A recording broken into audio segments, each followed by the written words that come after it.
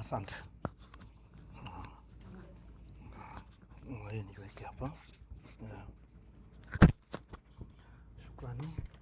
Asante sana mshereheshaji. Habari za jioni tena. Naam, mimi nimepatiwa fursa ya kuweza kutoa shukurani kwa tukio hili kubwa na muhimu ambalo limewezekana leo na tunaenda kulihitimisha sasa.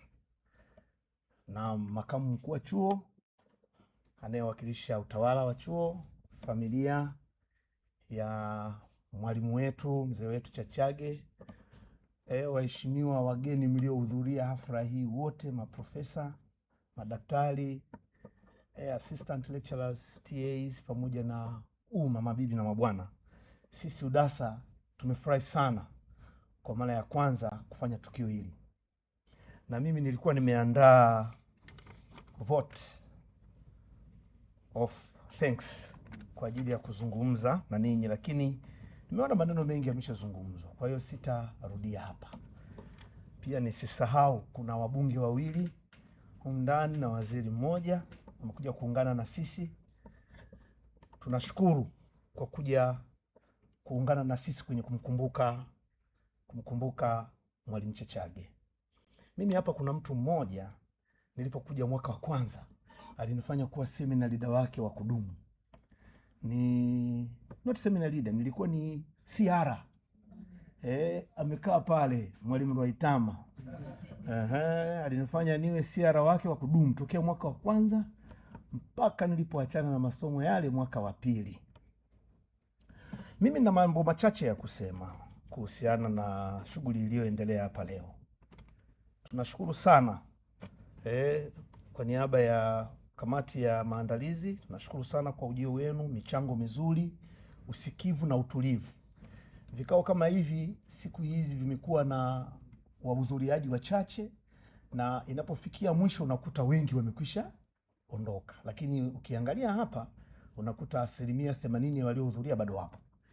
Hii ni kitu kizuri kinachotupa sisi UDASA moyo na kusema kwamba tutaendelea kutoa fursa ya vitu kama hivi kuendelea kufanyika. Sasa labda mimi niende moja kwa moja kwenye kusema yale ambayo ninaweza nikasema kutokana na wenzangu mlioyazungumza. Moja, tumesikiliza hapa mazungumzo yote yaliyowasilishwa, maswali na michango.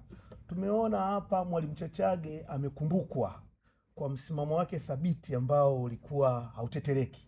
Hasa tunapokuwa tunazungumzia ajenda za maendeleo ya watu, kwa sababu yeye hakuwa tu mwanataaluma, bali alikuwa msomi ambaye aliamini taaluma lazima itoe huduma kwa watu. Aliamini hivyo. Unaweza kuwa msomi ukaishia kwenye usomi wako tu, wala hiyo taaluma yako isitoe huduma kwa watu. Kama inatoa huduma kwa watu kwa maslahi fulani kwako, sio kwao. Ndio maana yeye alikuwa anapinga cheating allowance. Na sisi, sijui mwenyekiti wangu Ichumbaki alitolea wapi hilo, tulipopokea hizi cheating allowance kama 2-3 tukajiuliza maswali. Tukasema hivi leo watu wanaenda kwenye graduation na sisi tumekaa kwenye vikao hapa tumelipo. Hivi wale waliowezesha hawa wanafunzi kugraduate leo, masters, degree ya kwanza, degree za uzamivu, posho zao zimelipwa? Basi tukatoka na wazo la kwenda kukutana na uongozi moja kwa moja. Tukamwambia jamani, sisi ikifika mwezi wa 3 tunadhani tunaweza tukawa tuna mtazamo tofauti kwenye kutoa hizi huduma, na inawezekana wanafunzi wengi ambao wanatarajia kumaliza chuo wakakwama, kwa sababu kwa kweli tunashangaa graduation inaandaliwa kwa mamilioni na inakamilika, lakini wanaofanikisha graduation haiendi. Kwa hiyo kwa namna moja tunafikiri mzimu wa Mwalimu Chachage ulituandama na unatuingia katika namna fulani ya pekee hivi. Bila shaka mmeanza kuona UDASA iliyokuwa hapo sasa jinsi inavyofanya kazi.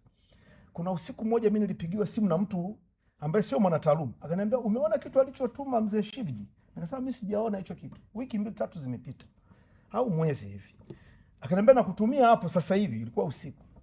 Kwenda kusoma nikaona mzee Shivji anatukumbusha juu ya declaration ya UDASA kwenye uhuru wa kitaaluma na wanataaluma. Lazima tukubali tulilegea sehemu fulani kwenye kuzungumzia masuala ya Iran. Mzee Shivji atawafahamu watu ambao mimi nitawataja hapa. tulipopigwa na structural adjustment programs ambazo Mwalimu Chachage alizitazama kwa macho ya ajabu sana kwenye kitabu hiki kinachoitwa Makuadi wa Soko Huria, tulikuwa hatuna ujanja. Lakini Mwalimu Nyerere jinsi alivyokuwa mbunifu, kwa kushirikiana na Wairani waliokuwa hapa, kina Mzee Sabodo, kina Bimji, Kimji, Kimani, Abdullah, hawa watu waliweza kupitisha hapa ndani sukari, kikubwa zaidi mafuta ya kuendesha mitambo mbalimbali na kuwezesha usafiri na mambo kadha wa kadhaa. Huyu Ayatola ambaye ameuawa alikuwa bado kijana, umri wa makamu. Sisi tulitakiwa kumoni Ayatola kwa kukumbuka yale mazuri aliyoyafanya kipindi cha miaka ya 80. Kwa namna fulani tulijisahau, lakini mwenyekiti alikumbuka kitu kimoja, akamkumbuka Che Guevara Ernesto, akamkumbuka na Castro, akasema Cuba shall never die. Na mzee Shivji alipoona lile, aliungana na sisi kwenda kuwapa moyo wana Cuba. Lakini juzi sisi tulipatwa na mkasa hapa kwenye uhuru wa kitaaluma. Kuna mwalimu alikamatwa kwa kutoa mfano. Kuna mwalimu anafundisha somo linaendana na kitu kinaitwa governance na kitu Sasa sijui alitegemewa atoe mifano ya namna gani mle nje ya governance na masuala ya utawala hapa Tanzania. Basi akakamatwa kwa yuko ndani.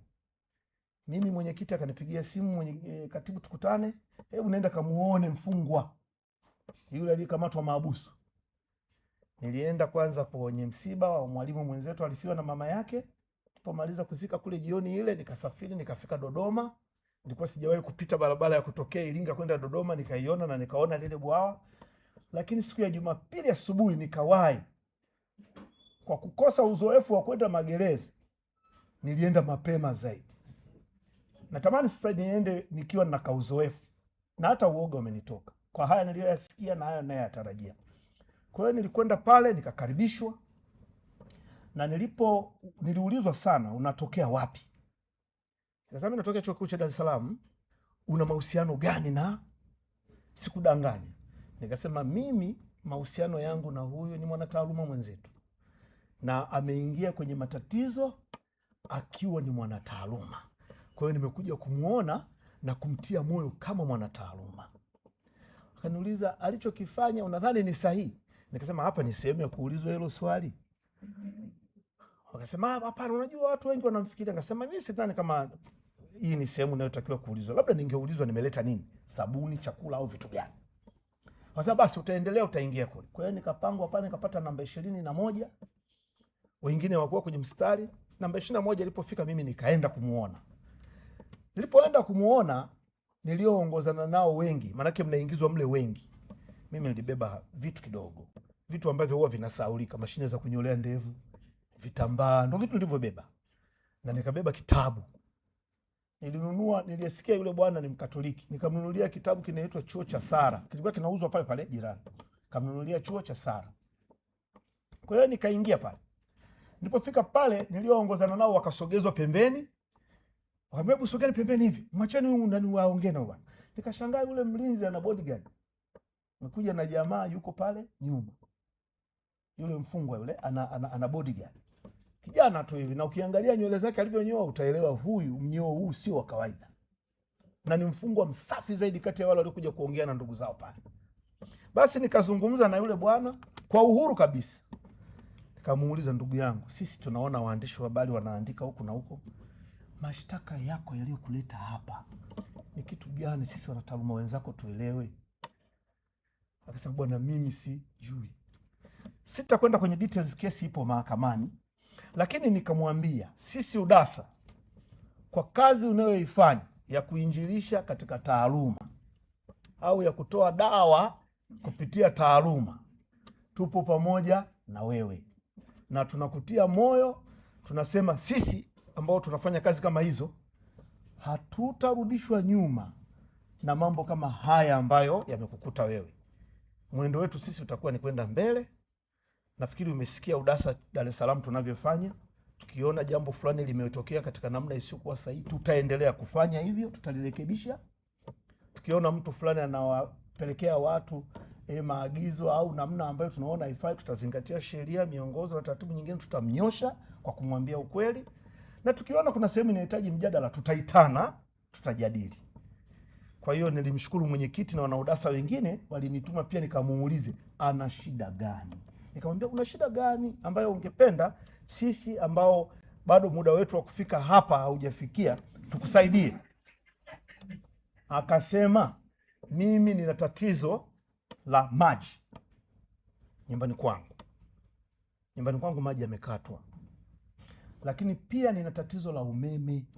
Wanasema kwamba kuna malimbikizo ya madai. Nikamwambia si wao wanasema tunatumia umeme kadiri ambavyo unalipa umeme kadiri unavyotumia. Akasema ndio. Lakini mimi nina shida sana nisizungumze mengi. Nikamwambia je, bila wasiwasi, una neno gani ungependa niende nikalifikishe kwa wenzangu na kwa pamoja kama UDASA tulizungumze kwa niaba yako? Akasema kwa hali nilionayo na wasi na ninawaomba msizungumze kitu kwa sababu sielewi nini kinaniandaa. Msizungumze kitu. Mkipata nafasi naomba mumsaidie mke wangu. Nikamwambia hatukulijadili hilo na mwenyekiti, tulikuwa tumefikiria kuja kukuona na kukuletea zawadi chache. Basi nitampigia simu mwenyekiti hapo nje aongee na wenzetu ili tuamue. Mwenyekiti akasema kwa haraka sasa hivi hatuwezi kupata kila mtu. Dr. Makukula, pokea shilingi 500 tumpe mke wa huyu mahabusu, na ikiwezekana tutaongeza huo msaada. Sisi UDASA roughly kwa mwaka tunapata kama shilingi milioni 60 hivi. Ndio kaela tunakopata. Kwa sababu kwa muda mrefu sisi tunachangishana shilingi 5,000. Wenzetu UDOMASA wanachangishana shilingi 20,000. Kwa mwaka wanapata milioni 360. Yule mwalimu nafikiria hawajaelewa mahitaji yake. Kwa hiyo niseme tu kwa kufunga kwamba spirit ya Mzee Chachage inaishi bado na sisi.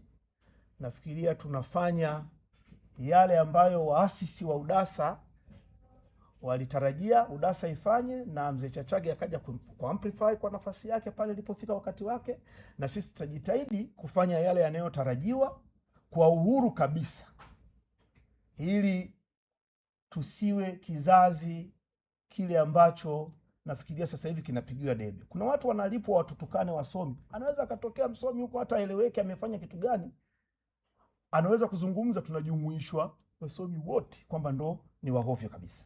Kwa hiyo nimalize kwa kusema spirit ya Mzee Chachage inaishi, na sisi tutaendeleza yale mazuri yanayotarajiwa na wengi kama yalivyokuwa yakitekelezwa na UDASA zilizokuwa imara na bora kabisa, na tunaahidi kuzalisha vichachage vidogo vidogo vingi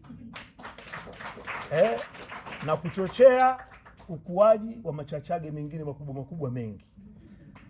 Kwa kudokeza tu, mimi nilikutana na Mzee Chachage kwa mara ya kwanza mwaka 96. Mama Demere anakumbuka, alikuwa anakuja kutufundisha literature darasani kwetu. Mimi nimesoma kitabu kinaitwa A Man of the People kutoka kwa Mwalimu Chachage, na nilijifunza kitu. Alitumia muda mwingi kuzungumzia neno la kwamba unapopigana vita chafu lazima ujichafue kidogo ili uweze kusurvive kwenye battlefield. Mwenzako anapigana vita chafu, wewe unang'aa na kanzu nyeupe, you won't survive. Kwa hiyo nilimuelewa alipozungumza vile niliposoma kitabu cha Kivuli, Sudi ya Yohana na Makuadi wa Naam. Basi tumalize kwa kusema Mzee Chachage ametufikisha hapa na anatuonyesha mwanga wa kufika kule. Asanteni kwa kushiriki, na tafadhali kabla ya kutoka hapa tumeandaa hapa kidogo chai, kahawa, unapata nguvu mpya, unajadili kidogo maneno na wenzako, alafu tunarudi nyumbani. Msikome kurudi siku nyingine hapa. Karibuni sana na asanteni sana. Asante sana Makukula. Shukrani. Umetusaidia kuweka vizuri kwenye muktadha. Sasa tunaomba pata walau picha ya ukumbusho hapa, imeelekezwa na mwenyekiti. Hapa au pale kwa nje. Nje. Okay, shukrani. Hapa. Okay, fine. Tuelekeze mpiga picha. Tuanze na kundi gani? Pamoja na msemaji wetu mkuu, mwenyekiti wa UDASA na viongozi wengine. Wasimame wakaa. Wasimame hapa mbele. Si ndio? Kamata. Anasema tusimame mbele.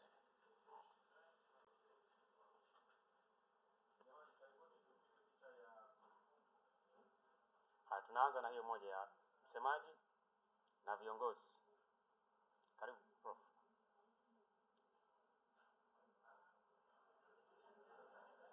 Protocol.